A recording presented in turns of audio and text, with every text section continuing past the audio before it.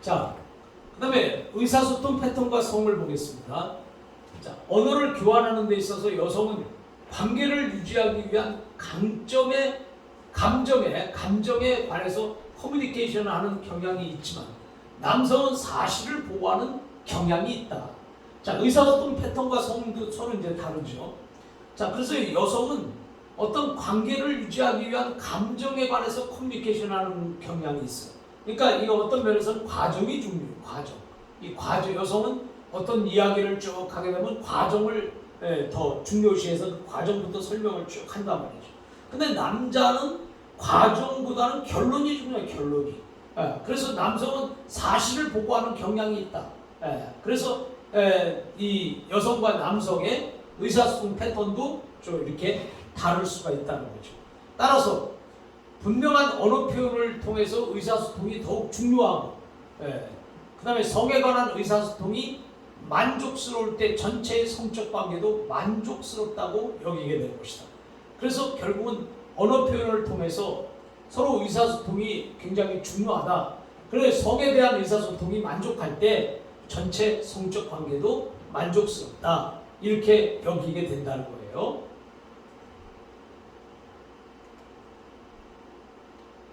자, 그리고 우리는 사랑, 그 다음에 친밀감, 그리고 성, 여기에 대해서 한번 생각을 해보겠습니다.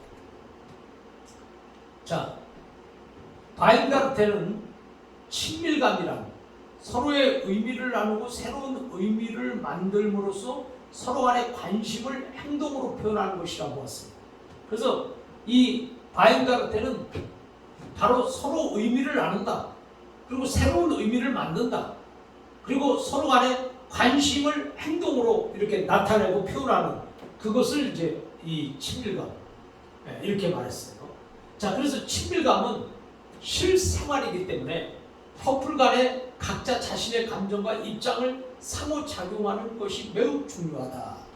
그래서 같은 커플이라도 각자 자신의 감정과 입장을 서로 교환하고 상호 간에 서로 잘 교환하고 서로 이해하고 받아들이고 수용하고, 자, 이런 과정이 굉장히 중요한 거다. 그래서 이럴 때 친밀감이 더 깊어지는 것이다. 그래서 친밀감은 이렇게 서로 또 밀착돼야 되고 또 서로 소통이 잘 돼야 되고 관계가 원활해야 되고 그 다음에 서로 간에 상호작용을 할 때에 친밀감이 두드러지게 나타나게 되는 것이다. 이런 겁니다. 그래서 사람은 이 부부간에도 이렇게 서로 떨어져 있고 이렇게 멀어져 있으면은 참 어떤 면에서는 남보다는 못한 거예요. 그렇기 때문에 이 친밀감은 부부 생활에 있어서 커플 간에서 굉장히 중요한 것이 또 굉장히 중요한 위치를 또 차지할 수밖에 없다. 자, 상대가 무엇을 원하는지를 들어야 되잖아요. 그러니까 먼저 이게 이제 배려잖아요. 그래서 상대가 무엇을 원하는지 그건 잘 경청을 해야죠. 그 사람의 말을 경청을 해야 그 사람이 무엇을 원하는 것을 알 수 있잖아요.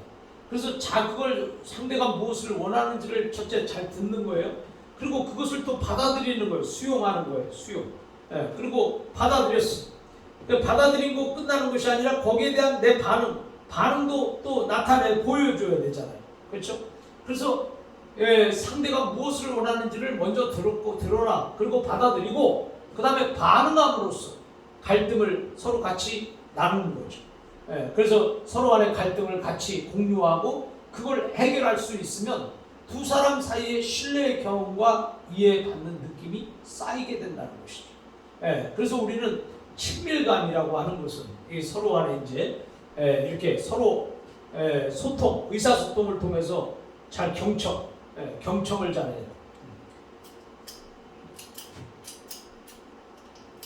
친밀감에서는 경청을 잘해라. 경청. 그 다음에 두 번째, 그걸 경청을 했으면 받아들여야 돼. 수용 받아들이는 거. 이때 받아들일 때는 비판적인 태도가 아니라 무비판적 수용이에요. 무비판적인, 비판하지 않고 판단하지 않고 그대로 있는 그대로를 받아들이는 것이다. 그래서 비에스틱의 인간관계 7대 그 원리 가운데 보면 수용이 있어요. 그 수용은 무비판적 수용이다. 그 다음에 세 번째는 수용을 했으면 세 번째 반응이 있어야 돼. 반응을 해야죠. 반응을 또 하게 되고, 또 여기에 대해서 네 번째는 서로 이 갈등의 문제를 서로 공감을 해야 돼요. 공감이라고 하는 것은 감정을 공유하는 거죠. 그래서 이 어떤 갈등의 문제를 이렇게 감정을 공유하고, 또 그것 공감을 통해서 서로 신뢰. 이렇게 하다 보니까 자동적으로 신뢰가 생긴다 이거예요.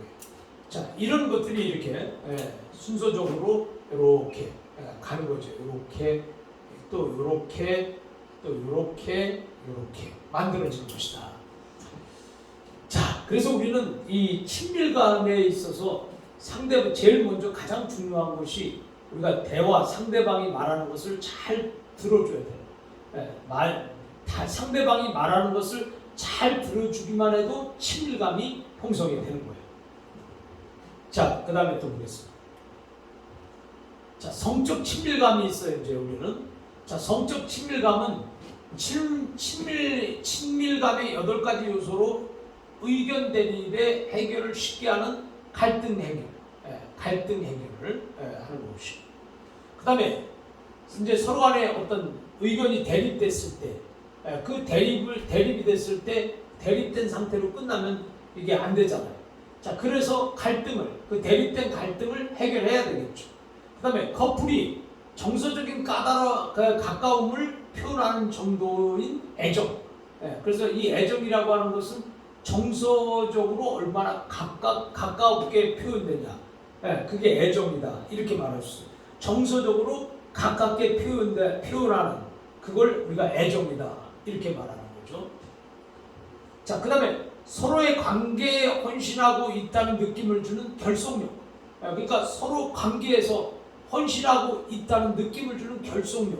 그래서 나도 속해 있고 너도 내게 속해 있고 나도 너에게 속해 있는 이 구속, 또 이걸 갖다가 이제 끈으로 매는 결속, 이렇게 연계, 또 연관, 이런 것들을 이제 이렇게 하는 관계에 헌신하고 있다는 느낌을 주는 결속력이 또 성적 친밀감입니다. 그 다음에 성적인 욕구가 관계 내에서 소통되는 정도. 그러니까 성적인 욕구가 두 사람과의 관계에서 이것이 얼만큼 소통이 되는 그 정도를 또 우리가 중요한 것이 정도를 생각해 보는 것이고요. 그 다음에 이제 커플의 자신감과 자존감의 수준. 그래서 두 사람과의 두 사람이 서로 간의 자신감, 또 나름대로의 자존감감. 그래서 이 자존감의 이런 수준에 따라서 또 이렇게 그 성적 친밀감이 또 나타날 수가 있는 거예요. 다르게. 그 다음에 편안한 분위기에서 즐기고 시간을 보내는지 여부. 그래서 이제 우리가 편안한 분위기에서 즐기고 시간을 보내는지. 그래서 우리가 아무리 부부라도 서로 불안한 관계에서 있으면 이게 친밀감이 없는. 서로 만났을 때 편안하고, 또 함께 있을 때 편안하고, 또 같이 있을 때 편안하고. 그래서 서로 간에 이렇게 편안함을 줄 수 있는 그런 여부. 그 다음에 내담자 커플이 원가족이나 자녀로부터 독립했는지의 여부. 그 내담자 커플이 원가족이나 자녀로부터 독립했는지의 여부. 이것도 또 중요한 거예요. 자녀들과 원가족이 같이 이렇게 살고 함께 하는 건지, 아니면 독립을 했는지. 이런 여부도 또 성적 친밀감의 관계가 있고. 그 다음에 관계 안에서 서로의 생각, 두 사람 사이에서 서로가 생각이 같아야 되고, 또 감정도 어느 정도 공유를 해야 되고, 또 서로 간의 이 태도, 행동이죠. 서로 간의 이 태도를 나누는 정도의 표현력을 또 주장하는. 이런 것들이 이제 8가지가 있다는 거예요. 이렇게. 이렇게 쭉 지금까지 우리가 8가지를 생각을 해봤습니다. 성심리 상담자는 내담자가 성표현에 영향을 미치는 요인을 살피기 위해서 친밀감에 영향을 미치는 여러 가지 요인을 고려해야 한다. 그래서 그 친밀감을 고려를 하고요. 그 다음에 커플의 성행동이나 표현에 영향을 미치는 다양한 이유를 점검하기 위해서 이와 같은 기능 전반에 대해서 잘 알고 있어야 된다. 잘 숙지를 해야 된다. 그런 얘기예요. 자, 그래서 이렇게 성적 친밀감을 지금 우리가 살펴본 거예요. 자, 친밀감의 불균형이 되면 어떻게 되냐? 불균형의 유형에는 로폰과 젠킨스가 있습니다. 그러면 이 사람들은 이제 첫째, 소속감이 분리감으로 이렇게 유형이 되는 소속감 분리감. 자, 그러면 한 파트너는 관계에 있어서 친근감과 소속감을 만들어내거나 유지하기 위해서 최선을 다하고 있지만 반면에 상대방은 관계에서 거리를 두기 원하는 거예요. 자, 이렇게 되면 이제 소속감과 분리감이 이렇게 같이 함께 이렇게 되는 거죠. 그래서 관계에 있어서 한 사람은 친밀하고 소속감을 만들어내고 그걸 유지하기 위해서 참 노력하는데 한쪽 사람은 거기에서 자꾸 거리를 두기를 원한다고 하면은 친밀감이 안 생기는 거예요. 그래서 소속감에서 분리감. 자, 이러한 유형은 시간이 지나면서 파트너 사이에 좌절과 분노를 유발하죠. 왜냐하면 한쪽은 좋아하는데 한쪽은 자꾸 싫어하고 거리를 두고 멀어지니까 결국은 이제 분노가 일어난단 말이에요. 좌절하게 되고. 그래서 좌절과 분노를 유발할 것이고 그 결과 감정의 상처가 생기게 되고 또 성적 친밀감이 무너지게 되죠. 그러니까 우리가 이 성적 친밀감이라고 하는 것은 두 사람의 관계가 서로 생각이 같고 우리가 생각이 같아야 됩니다. 자, 생각이 같고 또 그 다음에 방향이 같아요. 방향. 자, 이 방향이 같고 그 다음에 이제 이 목적이 목표나 목적 등이 이렇게 같아야 되는 거죠. 그럴 때에 여기서 완전한 이런 좋은 친밀감이 나올 수가 있는 것이다. 그런데 서로가 생각이 다르고 또 방향이 다르고 서로가 목표가 다르면요 여기서 친밀감이 생길 수가 없어요. 그래서 좋은 친밀감은 생각과 방향과 목표가 같을 때 좋은 친밀감을 가져올 수 있다. 이렇게 우리는 생각해 볼 수 있습니다. 그래서 이 한 사람은 좋아하고 한 사람은 싫어하면 거기에는 좌절, 또 분노, 자 이런 것들이 생기게 되고 결국은 그 친밀감은 무너지게 된다. 자 이런 것이에요. 자 두 번째는 성적 친밀감이에요. 그 다음에 비성적 친밀감의 유형이에요. 자 성적 친밀감, 그 다음에 비친밀감, 비성적 친밀감의 유형. 자 한 파트너는 성적 주도권과 관련된 친밀감에 이바지하려는 시도를 해요. 그래서 성적 주도권, 성적으로 주도를 잡고 또 관련된 친밀감에 굉장히 이바지하려고 시도를 하고 그 다음에 성관계가 사랑과 애정이 되는 거죠. 그리고 관심을 표현하는 올바르고 가장 적절한 매체라고 믿어요. 그래서 이 성관계를 사랑, 애정으로 그리고 관심을 표현하는 가장 적절한 매개체다. 이렇게 생각을 하는데 상대 파트너가 성관계가 없는 친밀한 관계를 유지하려고 하는 거. 그러면 이제 이게 성적 친밀감과 비성적 친밀감의 유형으로 나타나는 거예요. 이 말은 뭐냐면 한 사람은 이 성적 친밀감으로 계속 이렇게 노력을 하고 또 그것을 이제 이렇게 주도권을 가지고 그 서로 성관계까지 이렇게 하려고 하는데 그걸 이제 성관계를 어떤 매개체로 그렇게 믿고 있는데 상대 파트너가 이런 성관계가 없는 그냥 이렇게 대화하고 또 뭐 이렇게 뭐 밥 먹고 또 같이 있는 시간 즐기고 자 이런 것을 원한다고 하면은 이제 여기에서 이제 이런 것들이 성적 친밀감인데 이제 비성적 친밀감의 유형으로 나눠진다 이거죠. 자, 그래서 서로의 의사소통이나 정서적 표현하는데 성적인 행동은 전부가 아니라고 믿는 거예요. 그러니까 성적인 행동과 서로 이렇게 친밀감은 성적 친밀감 서로가 이제 다른 거라고 생각을 하는 거죠. 그래서 한 사람은 그것을 그 성적 어떤 관계를 매개차라고 생각을 하는데 한 사람은 그것이 꼭 그 성적 관계가 없어도 친밀감을 유지할 수 있다고 생각하는 거예요. 자, 이렇게 되니까 이게 이제 바로 불균형이 생기는 것이다. 이런 얘기입니다. 자, 우리는 친밀감의 불균형에 대해서 스턴버그의 사랑의 삼각형 이론이 있어요. 자, 스턴버그의 삼각형 이론은 사랑하는 관계를 친밀감, 그 다음에 열정과 책임, 헌신이죠. 그래서 세 가지 구성 요소를 모두 포함하고 있는 것으로 묘사를 했습니다. 자, 그래서 첫째, 친밀감이 있어야 돼. 친밀감. 이 친밀감이 있어야 되고. 자, 이 친밀감은 또 열정이 있어야 되는 거예요. 열정. 서로 간에 어떤 열정. 그 다음에 그 열정이 있고 이거 그냥 아무 무책임한 것이 아니라 그 친밀감과 열정에 대한 어떤 헌신, 책임, 헌신, 희생.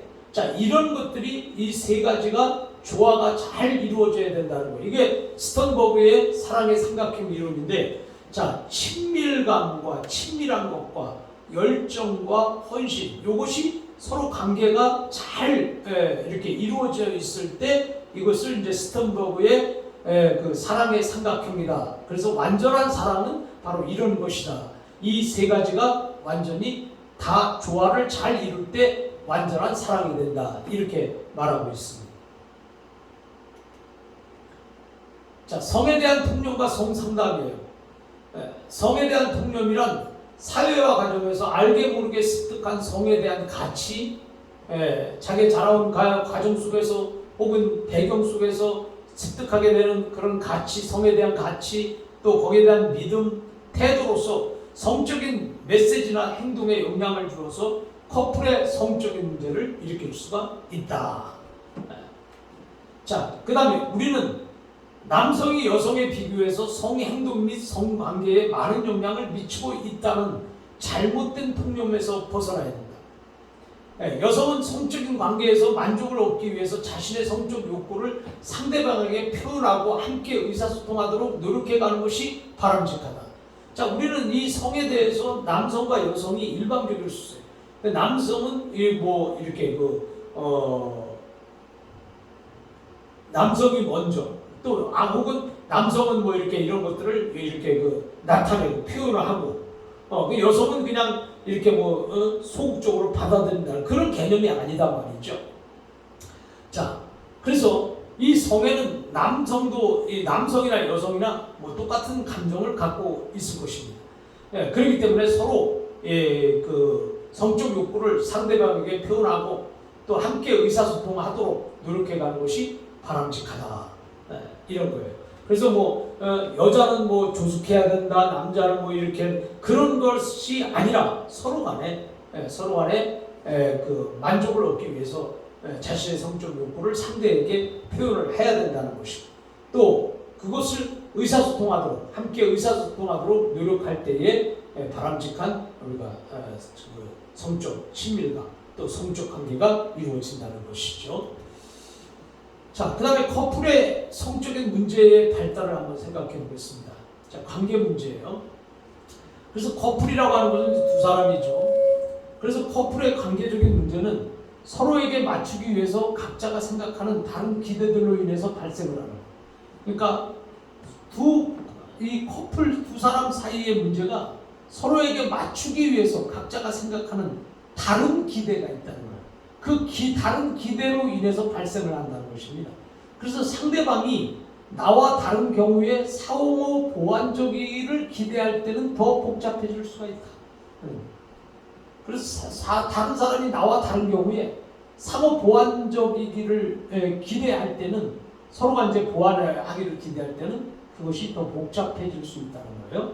자, 그 다음에 원가족의 메시지, 그 다음에 성역할 기대, 그리고 사랑과 친밀감 및 그동안 받아왔던 성에 대한 사회적인 메시지나 다양한 영향 때문에 상호작용의 스타일에서 차이가 날 수가 있다. 물론 그렇죠. 왜냐하면 원가족에 대해서 그 가족 나름대로의 그 성적 어떤 교육이 있을 것이고, 또 여러 가지 또 자라온 배경도 있을 것이고 또 서로 이제 그 사람과 친밀감 등등 많은 조건들이 있을 것입니다. 자, 그러다 보니까 자, 이런 것들로 인해서 다양한 역량 때문에 상호작용의 스타일에서 차이가 날 수 있다는 거예요. 왜냐하면 서로 가정마다 다 다르잖아요. 자, 그 다음에 커플 관계에 관한 명확한 그림이 그려지면 커플의 생활 안에서 일어나는 성과 섹슈얼리티의 관점에서 살펴보는 것도 중요한 것이다. 예, 그래서 이런 것들도 우리가 생각을 해봐야 된다. 만일 커플 관계에서 아주 심각한 스트레스, 폭력이 존재한다면 성상담에는 많은 어려움이 따르게 되기 때문에 관계가 안정될 때까지 성적인 이슈들을 잘 탐색해 나가야 한다는 거예요. 자, 그래서 커플 관계에서 심각한 스트레스가 있거나 또 그 커플 관계에서 어떤 폭력이 있다고 하면 그 성상담하는데 많은 어려움이 있을 수도 있죠. 그렇기 때문에 관계가 안정될 때까지 성적인 이슈들을 잘 탐색해 나가는 것도 중요한 일이라는 것이에요. 자, 우리는 이제 커플의 성적인 문제 발달에서 성적인 문제예요. 자, 성상담자는 관계 상담과 성장애의 역동을 잘 이해를 해야 된다. 그래서 관계 상담, 상담. 그 다음에 성장애, 그 성장애를 통해서 일어나는 여러 가지 역동적인 이런 것들을 잘 이해를 할 수 있어야 되고요. 그 다음에 성 문제가 어떤 부분에서 발생하는지, 또 커플이 경험하는 성적인 문제는 어린 시절의 발달과 어떤 관계가 있는지도 또 살펴봐야 될 것이고, 그 다음에 커플이 성 표현 방식을 조정하는 단계에서 어려움을 겪는 점은 무엇인지 그런 것들을 잘 고려해야 된다. 이런 거예요. 자, 이제 우리는 여기에서 그 성적 장애를 한번 생각해 보겠습니다. 자, 성 문제, 성 장애와 관련한 직업에 종사하는 사람들은 상담 및 치료 초반에 성 문제와 장애를 진단하고 평가하는 작업을 아래와 같이 신중하게 수행을 해야 된다는 거예요. 첫째는 성 상담자는 성 문제와 장애의 차이점을 판단하는 데 민감해야 되겠죠. 그래서 이 성 문제가 이 장애에서 오는 것인지 아닌지, 자, 그런 것을 차이점을 빨리 판단을 해서 이에 따르는 적절한 치료나 상담이 진행되어야 한다는 것입니다. 그 다음에 성상담자는 자신이 치료할 능력이 되는 성적인 쟁점이 무엇인지를 결정을 해야 돼요. 또 다른 훈련된 전문가에게 의뢰해야 할 필요가 있는 것은 어떤 것인지를 결정하기 위해서 또 전문가로서의 자기 자신을 계속 모니터링을 해야 한다는 것이죠. 그리고 세 번째는 광범위하고 다양한 치료 접근법에 대한 상담자의 이해와 또 이 분야에 대해서 전문성을 가진 다른 전문가들과 협력 또 협의하려는 열린 마음은 굉장히 중요한 것이고, 그 열린 마음을 더욱 포괄적이고 통합적인 치료 양식을 위해서 계속 길을 열어놓아야 된다는 것입니다. 자, 그래서 성 문제, 이 문제, 정적 장애를 이런 그 상담자가 이런 관계를 이해하고 잘 활용을 할 수 있어야 된다는 거예요. 그 다음에 치료의 예외적인 유형이 있어요. 성상담 전문가는 전문성 영역 내에서 실행할 수 있도록 전문적인 훈련을 받아야 되는 거고요. 그 다음에 면허를 취득하거나 자격을 가진 상담가의 능력에 명시해 둔 국가의 법적, 윤리적, 그리고 수행의 전문가 기준에 달려 있다. 이렇게 볼 수 있고요. 자, 모든 성상담자들은 친밀한 관계의 정서적 그리고 성적인 측면을 진단하고 치료할 수 있도록 훈련을 받아야 된다는 거예요. 그래서 훈련받지 않으면 참 이게 문제가 또 심각할 수가 있기 때문에 훈련이 반드시 돼야 된다. 그 다음에 우리나라의 성상담 현장에서도 성상담 전문가를 양성하기 위한 체계적인 교육과정과 또 공인된 전문가 자격제도의 필요성에 공감을 하고 있습니다. 그래서 이 성상담이라고 하는 것은 굉장히 신중해야 되고 또 도덕적이면서 윤리적이어야 되고 또 이것을 전문가, 특별한 이 지식이 있어야 되고 거기에 대해서 충분히 또 경험을 한 사람들이 이 성상담을 할 수 있어야 된다. 그래서 성상담 전문가들이 또 필요하고 여기에 대해서 공인된 그런 전문가 자격 제도가 필요하다는 것을 공감하고 있습니다.